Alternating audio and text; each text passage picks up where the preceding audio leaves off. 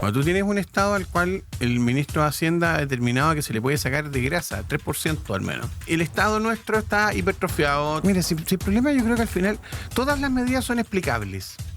Lo que no es entendible es la superioridad moral con que tú lo dices, con la cual lo planteas. Siguiendo un principio de administración que se enseña en los cursos, digamos, que es la pregunta: ¿cómo se le corta la cola a un gato? Ah, sí. Porque si se la empiezas a cortar de a poco, El gato te va a agarrar mala no y te da solamente miedo. Tal como tú adelantabas muy bien, cuando se aumenta el precio de la benzina, se aumenta el precio de todo. Todo. O sea, esto va a ser un desastre. Hay proyecciones de la UEF que están del orden de una subida de 600 pesos. O sea, Sí. de los 39.865 que cuesta hoy día, vamos a llegar a 40.600 aproximadamente. De una. De un Lo que significa que guascazo. los quienes pagan dividendo, quienes pagan arriendo, vamos a tener un soberano problema. Pero yo ahí nos preguntaba, digamos, y hacíamos el cuestionamiento, tú lo viste en algún grupo en el que estamos. Si el presidente Piñera le hubiera tocado absorber este problema, ¿habría resuelto esto cargándole el costo completo a la gente clase media? Y yo creo que la respuesta es no. Incluso si Evelyn Matei hubiera estado en el gobierno, habría tomado estas políticas, probablemente lo que habrían hecho es echarle mano al impuesto específico. Sí. Probablemente hubieran congelado el cobro del impuesto específico por un tiempo, habrían adoptado otro tipo de medidas de mitigación y complemento, pero no habrían hecho este descalabro de gente que al parecer es muy buena para lo académico, es muy buena para los negocios, pero que no sabe cómo funciona el Estado y no sabe cómo funciona la política. Y que no entienden de que estas cosas al final del día se pagan. Y acá hay una cápita adicional, y con esto cierro esta pequeña parte. El ministro Quirós tratando de jugar al sheriff, diciendo: a mí no me importa la popularidad, yo no estoy acá para ser candidato ni para nada. Ministro, no nos interesan sus pretensiones políticas. A nosotros lo que nos importa como ciudadanos es que usted haga bien su pega. Lo que nos importa es que las cosas no suban desproporcionadamente, exacerbadamente. Todos entendemos que estamos en un contexto de crisis mundial. Todos entendemos también de que el gobierno anterior dejó las finanzas en cero, que fue un desastre de gestión, pero lo que esperamos de usted no es un concurso de simpatía ni tampoco un concurso de antipatía. Lo que esperamos son soluciones concretas para la gente. Y en este caso, nuevamente, quien se termina comiendo todos los problemas no es la clase más baja, no son los ricos, sino que es la gente que, toda aquella inmensa mayoría de quienes estamos en la clase media, que somos los que vamos a terminar pagando el costo. Chijón, a ver, esta crisis, evidentemente, para contextualizar, viene precedida por lo que es la guerra en Medio Oriente, el tema de Irán, el estrecho de Hormuz, por donde pasa el 20% aproximadamente, puede ser más de hecho, del petróleo, del crudo mundial, digamos, sale de todos esos países que son los productores de petróleo. Entonces, eso evidentemente hace encarecer los costos. Pues, economía básica, cuando hay escasez, hay menos petróleo, el precio sube. Ahora, distintos países de América Latina y del mundo, esto en varios países del mundo se están tomando medidas, pero Marcelo tocaba un punto relevante que es la clase media, a quién traspasar este costo, cómo se soporta este costo. Y tercer elemento, el impuesto específico, porque uno, en teoría, y se lo dejo como pregunta, uno diría, a ver, un gobierno de derecha, lo primero quizás que debería haber hecho, haber eliminado el impuesto específico. Por supuesto. No sé, se lo planteé en teoría. O congelarlo. O congelarlo, ver algo, rebajarlo.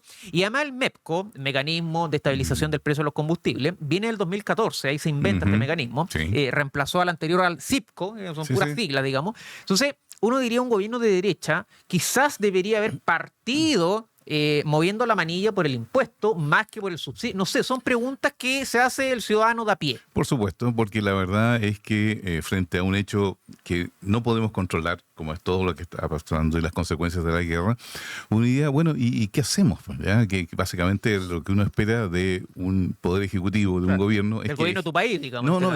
Es que ejecute. Claro. Bueno, entonces, ¿qué ejecutamos? ¿Qué hacemos? ¿Ya? Y aquí yo tengo un matiz respecto a algunos de los comentarios de Marcelo, no todos, por supuesto, porque tiene razón de que comunicacionalmente esto ha sido mal manejado. Yo lo adhiero completamente a su manera de verlo, pero también hay un aspecto aquí que toca a la forma y a los elementos de la realidad que te permiten generar soluciones. ¿Por qué? Porque sí, como hizo el gobierno de expresidente Piñera con Boric, ¿ya? De dejarle una glosa republicana de 4.000 millones de dólares, con lo cual, ojo, el gobierno saliente, digamos, durante su primer año pudo absorber el impacto del alza del costo del petróleo de la guerra de Ucrania. Sí, claro. Se nos olvida, ¿ya? cosa que no hizo este gobierno con la cosa. Primero, que se negó a dejar una glosa republicana. No existió glosa republicana. Y en segundo lugar, tampoco dejó una caja fungible a la que se pudiera echar mano para este tipo de elementos. ¿Por qué? A ver, no solamente los 46 millones de dólares contables que existieron en diciembre de 2025, sino también la emisión de un 37% de la deuda autorizada para este año para poder llegar, primero, a absorber otros 4.000 millones de dólares y entregar al 11 de marzo entre 800, 1.000, quizás 1.200 millones, por ahí andaba la cifra. Claro. Entonces, la cuestión es, ¿qué haces con eso cuando tienes un subsidio a los combustibles que se está comiendo entre 120 y 140 millones de dólares a la semana? ¿Ya? O sea, hay ciertos números de la realidad. Solo un aspecto. Lo que se estaba comiendo a la semana es un hospital, la construcción de un hospital a la semana. Sí, la reconstrucción de Ñuble y Biobío a la semana. Además, entonces, cuando tú te enfrentas con elementos de la realidad dura, ¿ya? Se nos olvida algunas cosas. ¿Ya? Yo he escuchado a Marcelo con mucho interés, no solamente ahora, sino también en otros programas donde también los sigo, ¿ya? De que él ha puesto sobre la mesa el hecho de que esto no debería ser cargado a la clase media, cosa que desde el punto de vista conceptual político, claro, y político, yo estoy de acuerdo. Pero volviendo nuevamente a la realidad, estos vilipendiados 30 años y más que nos ha significado que en Chile hayamos pasado de un nivel de pobreza que todos conocíamos a un nivel de clase media importante. Entonces, la declaración con la que estoy doctrinariamente de acuerdo, políticamente de acuerdo, más que doctrinariamente, de que esto no debería ser cargado a la clase media, entonces la pregunta es, bueno, si sacamos a la clase media de la población de Chile, nos quedamos con un porcentaje muy bajo de pobreza, bendito sea, y un porcentaje rico de poderosos que se salvan solos. Entonces, ¿cuál es el punto? Está en que ¿a dónde lo cargamos? Claro. Es que ahí yo tengo una respuesta distinta, porque esto es político, pero también es técnico. Cuando tú tienes un estado al cual el ministro de Hacienda ha determinado que se le puede sacar de grasa, 3% al menos. Sí. Y que viene recorte en seguridad. Que nos saquen el 3% de grasa, cualquiera de los que somos gorditos, digamos, significa que tenéis harta gordura como para poder sacar. Claro.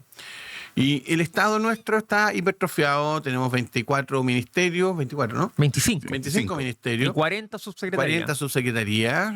Más los servicios y todo. Hay una medición efectuada por la comisión respectiva que determinaba de que hay cerca de 1.400 programas que no se sustentan. Y 1 millón de empleados públicos. 1 millón de empleados, digamos. El consolidado. Ese consolidado incluye, entiendo, municipalidades también. El consolidado.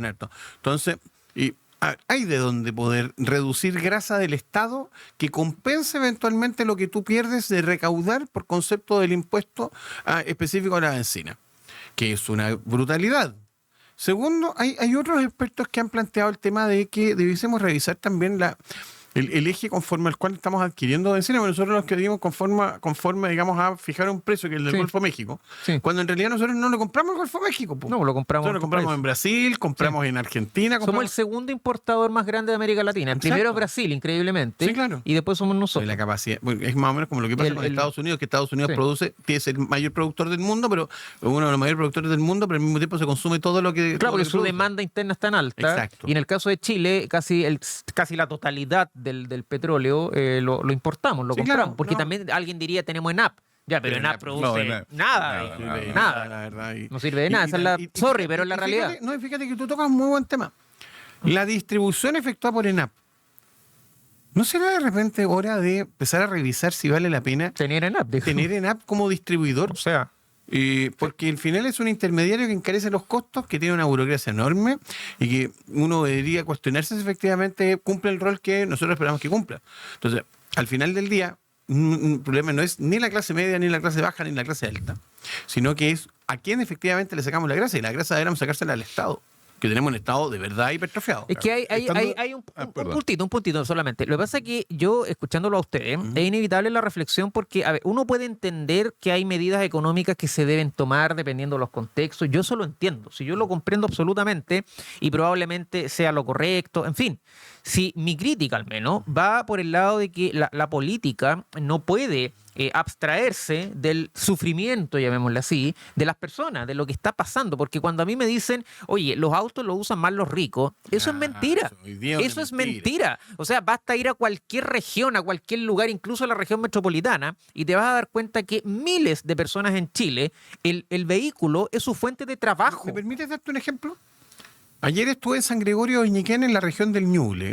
Un saludo para la región del Ñuble. Está al norte de la región del Ñuble. Es una región, una parte que probablemente es de las regiones más pobres de Chile. De hecho, entiendo que la más pobre. Donde no hay transporte colectivo, porque el único transporte colectivo, valga la redundancia, son los colectivos. Sí.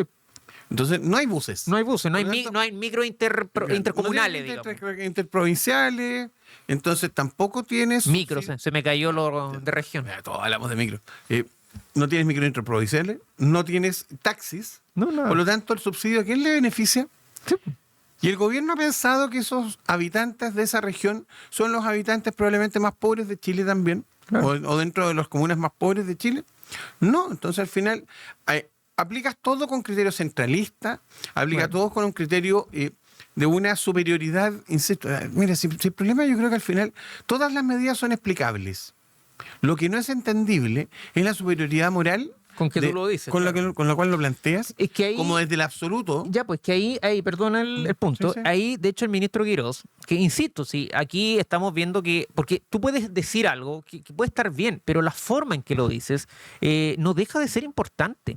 Porque el ministro Quirós, en las múltiples entrevistas que dio cuando se anuncia esto, y ahí conecto Chijón con usted, él dice, el país tiene que entender, fue una de las frases que se despachó. Tiene que entender. El país tiene que entender. Entonces, a ver, a mí siempre me enseñaron, tanto en la universidad como incluso en el colegio, que el problema no es del que no entiende, el problema es del que explica Del y que enseña explica mal. Claro.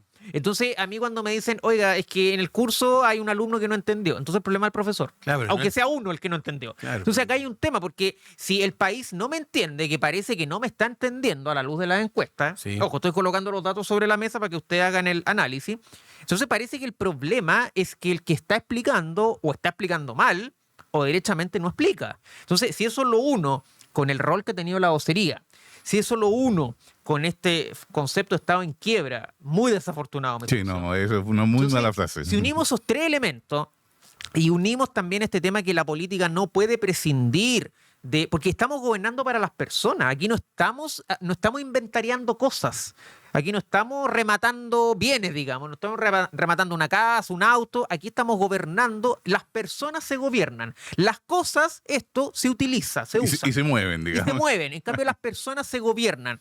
Y las personas, yo tengo que entender todo de una persona, tanto su mente como su corazón. Mira que me salió bonito. A ver, nuevamente aquí nos enfrentamos a los elementos duros de la realidad. ¿Ya? Y perdonen que yo sea majadero en esto. Sea todo lo más claro que usted Pero cuando esta famosa frase de que otra cosa es con guitarra, ¿ya? Yo, estando completamente de acuerdo con que la forma no es la mejor y es bastante mala, para que estamos con cuestiones. A mí no me gusta mucho los eufemismos, ¿ya? Y que se podía haber comunicado de mucha mejor manera para que efectivamente la gente entendiera lo básico. Uno es que, voy a repetir una frase que llega del otro lado de la cordillera, no hay plata. Eso es lo primero. O sea, la Y copiaron eso- de allá, antes. No, Sí, sí, parece sí, que pero nadie la repitió tal cual, Claro. pero es lo que yo quiero Pero la decir. idea Esa al es menos una. vino de allá. Esa es la idea, ¿ya? Porque efectivamente no la hay. A ver, y si la hubiera, lo que estamos haciendo es transformar un dolor tremendo, como el que estamos sufriendo todos en este momento, en un dolor paulatino. Y la elección aquí, y eso es una elección política, fue vamos por el dolor de una sola vez, ¿ya? Claro. Siguiendo un principio de administración. Siguiendo a Maquiavelo, incluso. No, pero incluso siguiendo La un injuria de una sola vez. Sí, En esa es cambio, el una. amor por porciones. Esa es una, pero por otro lado también siguiendo un principio de administración que se enseña en los cursos, digamos, que es la pregunta, ¿cómo se le corta la cola a un gato? Ah, sí. ¿Ya? Sí. ¿Y por qué? Porque si se la empiezas a cortar de a poco... El gato te va a agarrar mala No, y solamente miedo, no, miedo. se transforma en una fiera y Sí. te va a sacar un ojo. Obvio. ¿verdad? En cambio, de una vez. Claro, ahora, y después sueltas el gato. Sí, el gato grita. A los 5 sangra, minutos te estar hace- haciendo cariño. No sé, y aunque no te haga cariño nunca más, le cortaste la cola al gato. Claro. ¿ya? Perdón que sea tan brutal. Sé Pobre que lo gato. soy. Nosotros Sé que queremos lo a los soy. gatos. Yo también. Sé que lo Sí, soy. para que no nos acusen después los pero lo estoy haciendo como una metáfora, una forma de mirado en el mediano y largo plazo.